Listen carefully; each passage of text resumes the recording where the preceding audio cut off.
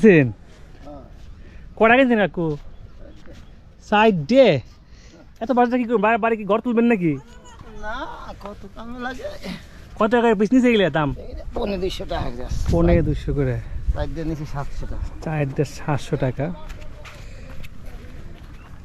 তো আসলে আমি একটা কথা আপনাদের জানিয়ে রাখি, আমি আসলে যে জাফরগঞ্জে হাটে আসছি, এই জাফরগঞ্জে হাটে কিন্তু বাঁশের যে চাহিদা, হ্যাঁ অত্যাধিক বাঁশের চাহিদা। আমি কিন্তু এই বাঁশের হাটে ঢুকলাম, তো আসলে বিভিন্ন চরের মানুষ করে কি বাঁশ নেওয়ার জন্য কিন্তু হাটে আসে প্রচুর পরিমাণে। তো এই যে তারা এই বিভিন্ন ঘর তোলার জন্য কিনে দিলে। মুরগি কত নিচ্ছে? 300 না, এই 3 দিয়ে 900 টাকা। 300 টাকা, 300 টাকা পিস। আচ্ছা, তো এই যে এমনি হাট করে অনেকে বাড়ি ভরতেছে। তো এই যে বাঁশের হাট,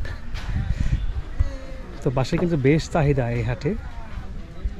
কারণ বিভিন্ন চর থেকে মানুষ আসে আপনার একমাত্র বাসার যে কাজের জন্য যে বাঁশ লাগে এই হাট থেকেই নিয়ে। তারা বাঁশের কিন্তু দাম প্রচুর এখানে। কি আপনারা বাঁশ কি নিয়ে এসছেন? ও ব্যাপারী আপনারা, মানে এলাকা থেকে কিনে নিয়ে এসেছেন, এখানে বিক্রি করেন। তো বাঁশের দাম তো এখানে অনেক বেশি, ভালো দাম। বাঁশের দাম বেশি, কামলা খরচা বেশি, গাড়ি ভাড়া বেশি, এর জন্য আর কি। আবার মনে করো গৃহস্থর কাছে কিনবে গেলেও বেশি, কাজ করতে না, সবে করুল বাড়াইছে, নাহলে 2 সাইডে মার যায়, মানে টানা পরে বেশি, খরচা পড়ে যায় বেশি। হ্যাঁ, এই জন্য আর কি খরচা পড়ে যায় বেশি। তো এলাম মানে হাটের মানে বাঁশের দাম এই বৃদ্ধির কারণ হচ্ছে এই একটা কারণ। তো এই হাটে কিন্তু বাঁশ মানে চাহিদাটা প্রচুর।